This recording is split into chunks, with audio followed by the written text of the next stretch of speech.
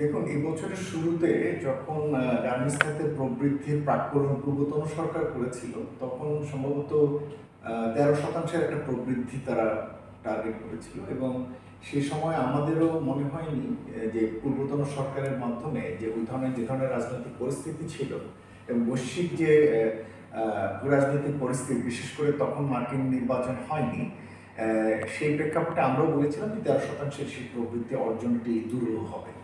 তো এই 11 মাস যাবার পরে এখন যে জায়গায় দাঁড়িয়ে আছে তাতে 10.2% গার্মেন্টস খাতের যে প্রবৃদ্ধি, সেটিকে আমরা খুবই ইতিবাচকভাবে দেখছি।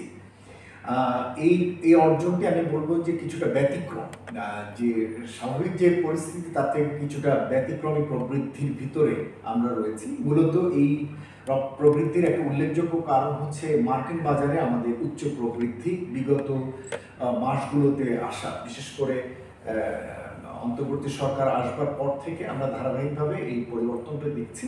এবং আরও বিশেষভাবে এই পরিবর্তনটি হয়েছে যখন মার্কিন যুক্তরাষ্ট্রের নির্বাচন পরবর্তীকালে ট্রাম্প প্রশাসন এসছেন, তখন থেকেই ইন্দো মার্কিন সম্পর্কের টানাপোড়েনটি বোঝা যাচ্ছিল। এবং পরবর্তীতে যখন ট্রাম্প ট্যারিফের আলোচনা শুরু হয়েছে, তখন আরও বেশি চায়না থেকে মার্কিন যুক্তরাষ্ট্রের বায়াররা বা বিনিয়োগকারীরা সরে যেতে শুরু করেছে। এবং তার সুবিধা অন্যান্য রপ্তানিকারক দেশের মতো বাংলাদেশও পেয়েছে। এবং সে কারণেই বিভিন্ন দুর্বলতা, অভ্যন্তরীণ বাজারে গ্যাসের সংকট, বিদ্যুতের উচ্চ মূল্য, গ্যাসের উচ্চ মূল্য, রাজনৈতিক অনিশ্চয়তার ভিতরেও এই 10%-এর উপরে বা 2 অঙ্কের ঘরে প্রবৃদ্ধি রাখা সম্ভব হয়েছে।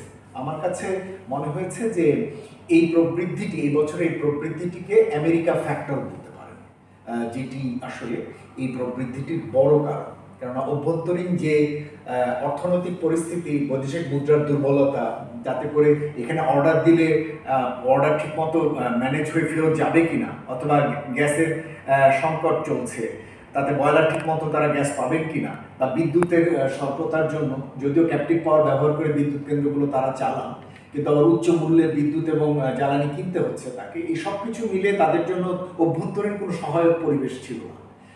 সুতরাং এই সহায়ক পরিবেশ না থাকার মধ্যেও এই প্রবৃদ্ধিটি 2 অঙ্কের ঘরে প্রবৃদ্ধি সম্ভব হয়েছে আসলে আমেরিকা ফ্যাক্টরের জন্য।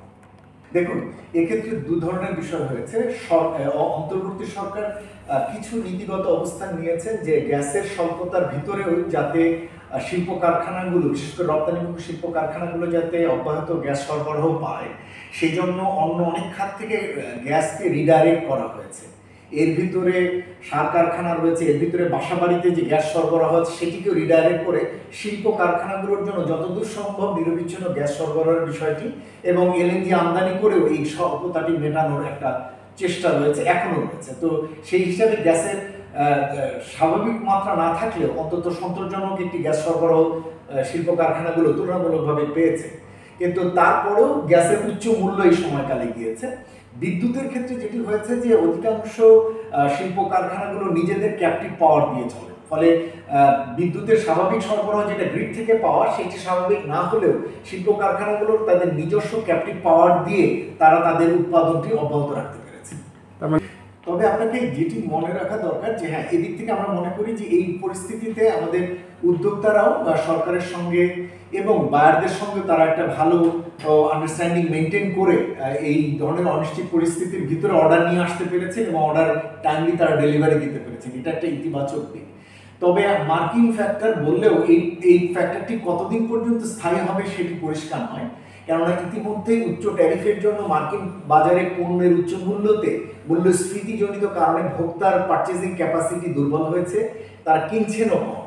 ফলে সেই প্রেক্ষিতে যে আগামীতে যদি মার্কিন যুক্তরাষ্ট্রে এক ধরনের স্রোত প্রবৃদ্ধি হয়, কর্মসংস্থানে যদি ঘাটতি তৈরি হয় এবং ভোক্তারা যদি কম পণ্য কেনেন, তাহলে এই উচ্চ প্রবৃদ্ধির মাত্রা বা আমেরিকা ফ্যাক্টরটি খুব যে স্থিতিশীল থাকবে তাও বলা যায় না।